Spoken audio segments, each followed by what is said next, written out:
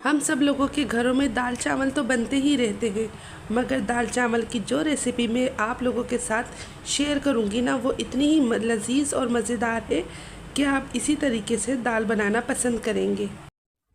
बहुत सादा और बहुत सिंपल तरीके से दाल बनेगी और मगर बनेगी बहुत ज़्यादा लजीज। और जो सौंधी सौंधी दाल होती है ना, उस तरह की दाल मैं आप लोगों के साथ शेयर करूंगी।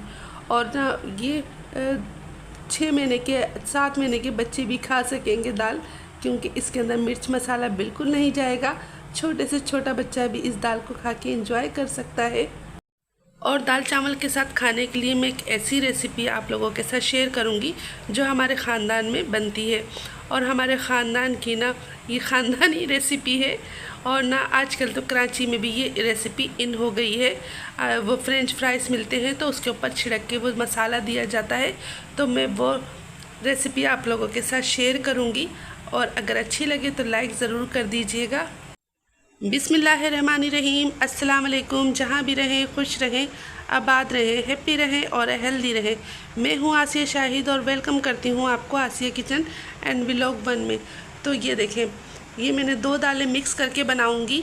2 कप मेरे पास अरहर की दाल है और 1.5 कप मैंने ली है चने की दाल। मैं अरहर की दाल के साथ चने की दाल को मिक्स करके बनाती हूँ। और देखिए, मैंने बहुत अच्छे से मसल के इसको धो लिया है। और 1 चाय का चम्मच भर के इसके अंदर हल्दी डालूँगी और 10 से 12 लहसुन के जवे डाल दूँगी इसके अंदर। नमक हमेशा जब दाल गल जाती है तो मैं उस वक्त डालती हूँ। मैंने चूल्हे पे रख दी है दाल को और अब इसको अच्छे से गला लूँगी। तो चले हम चेक करते हैं। तो देखें, दाल में उबाल जब आ गया था तो मैंने इसको कवर कर दिया था और दाल को बहुत अच्छे से गलने के बाद आपको दिखाऊंगी। और ये मैंने बहुत सारे लहसुन काट लिए हैं। आप लोग सोच रहे होंगे इतने सारे लहसुन, तो जी हाँ, जो मैं रेसिपी बना रही हूँ उसके अंदर लहसुन ज़्यादा जाते हैं और इसके अंदर लहसुन क्या मिर्चें भी ज़्यादा जाएंगी। और ना इसको मैं पहले थोड़ा सा ना मोटा मोटा कूट लूँगी हावन दस्ते में।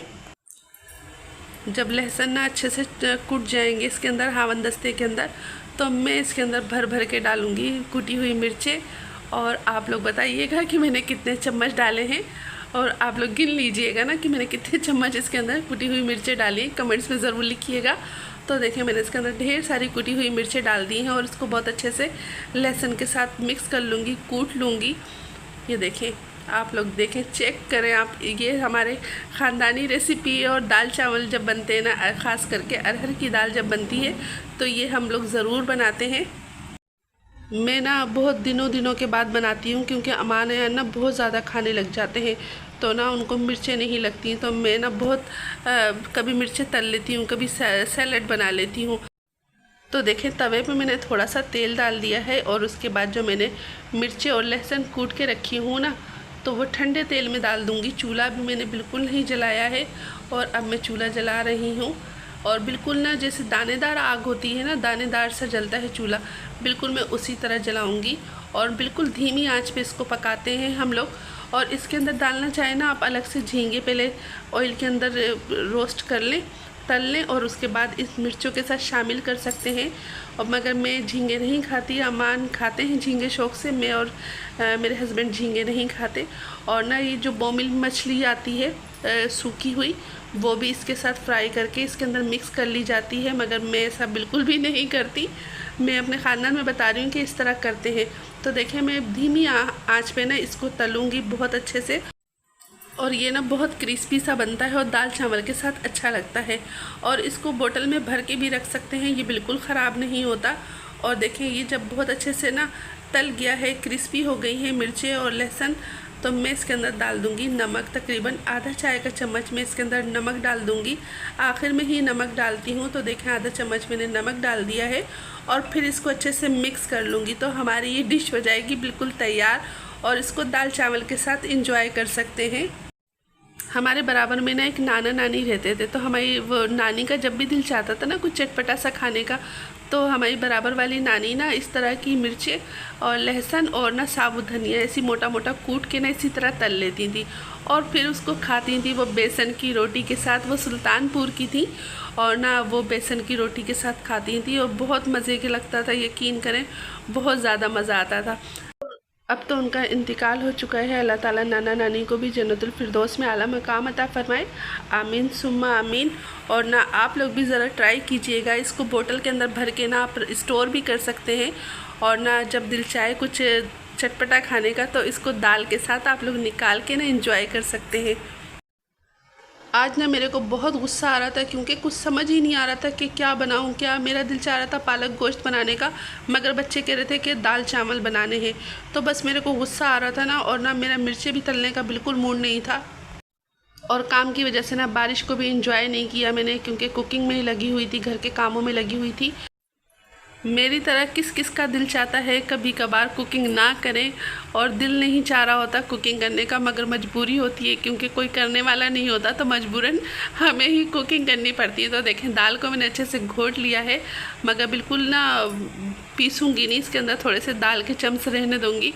और इसके अंदर तकरीबन मैंने ना 3 गिलास पानी डाल दिया है, क्योंकि इसको अभी मज़ीद और पकाऊंगी। और 1 खाने वाला चम्मच ना इसके अंदर नमक डाल दिया है। और ये बिल्कुल फीकी होती है, इसको बच्चा भी खा सकता है, इतनी फीकी दाल बनाते हैं हम लोग ये।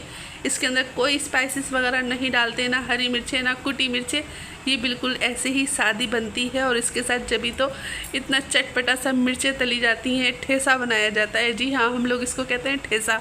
हमारे ख़ानदान में सारों को पता है ये ठेसा क्या होता है।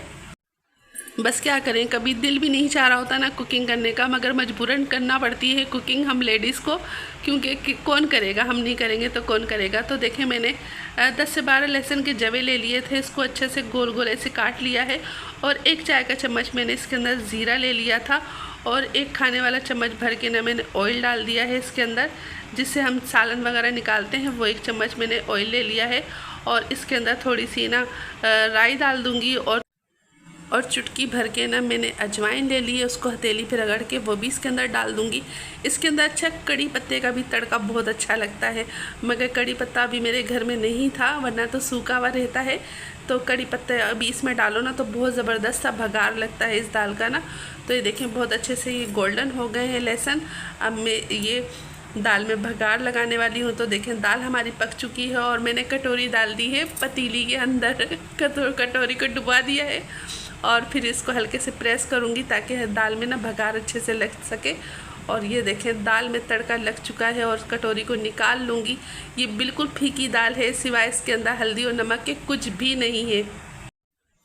तो देखें माशाल्लाह दाल हमारी बिल्कुल तैयार हो गई है। अब इसके अंदर खूब सारा मैं हरा धनिया डालूँगी, क्योंकि हरा धनिया डालने से ना दाल की खूबसूरती बढ़ जाती है। और इसके साथ मैं बनाऊँगी बॉयल राइस, और ना और जो ये मैंने ठेसा बनाया है, इसका नाम है ठेसा, ठीक है ना, वो मैंने बनाया है। और इसके साथ एंजॉय कर सकते हैं। मैं ना बहुत महीनों बाद बनाती हूँ, क्योंकि अमान है ना बहुत ज़्यादा खाने लगते हैं। बस मैं ज़्यादातर ना बस भरी हुई मिर्चें बना ली, या काट के मिर्चों को ना और उसके अंदर मसाला डाल दिया, बस ये सिंपल सा बना लिया। और ये मैं बहुत कम बनाती हूँ, क्योंकि बहुत तेज़ होता है ना, तो अमान यान तो नहीं छोड़ते इसको भी। और मैं इसके अंदर हरा धनिया डाल दूँगी, और हमारी दाल हो जाएगी बिल्कुल तैयार। और मैंने चावल भी बॉयल कर लिए हैं अलग चूल्हे पे, और ले माशाल्लाह हमारा खाना हो जाएगा तैयार। अब मैं आपको डिश आउट करके बताऊंगी, क्योंकि ना अयान कह रहे मम्मा मेरे को खाना दे दीजिए। तो अयान को भूख लग गई है दाल देख के और वो ठेसा देख के, क्योंकि ना अयान लोगों को बहुत पसंद है ना, तो उसको ठेसा देख के ना तो अयान की भूख जाग गई है।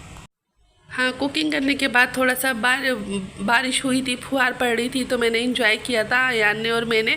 मेरे हस्बैंड और अमान के पेपर हो रहे हैं फर्स्ट ईयर के, वो पेपर देने गए हुए थे, और हस्बैंड जी बाहर थे, तो अयान ही घर में थे। तो अयान और मैंने बारिश को, हल्की हल्की फुहार को इंजॉय किया। और थोड़ा सा मैं वीडियो क्लिप इस पर लगाती हूँ।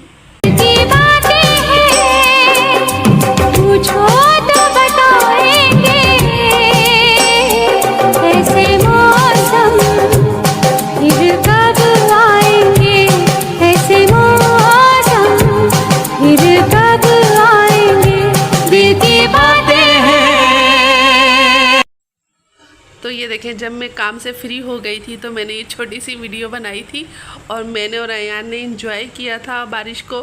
बारिश तो नहीं थी, बस हल्की हल्की फुहार थी, मगर ना वेदर बहुत ज़्यादा ब्यूटीफुल लग रहा था। हर चीज़ धुली हुई निखरी हुई लग रही थी। और ये देखें दाल पक चुकी है हमारी माशाल्लाह से। अब मैं इसको निकाल के डिश आउट करके आप लोगों को बताती हूँ। तो देखिए माशाल्लाह अल्हम्दुलिल्लाह हमारे दाल चावल हो गए हैं तैयार। और इसके साथ जो मिर्चें मैंने बनाई है, जो रेसिपी आप लोगों के साथ शेयर की है, वो भी मैंने रख दी है। और आप लोग बताइएगा ये हमारी ख़ानदानी रेसिपी आप लोगों को कैसी लगी। और आजकल तो कराची में ना ये फ्रेंच फ्राइज़ के ऊपर डाल के दिए जा रही है। ये लहसुन वाली मिर्चें ना इन हुई हुई है कराची में फ्रेंच फ्राइज़ के साथ।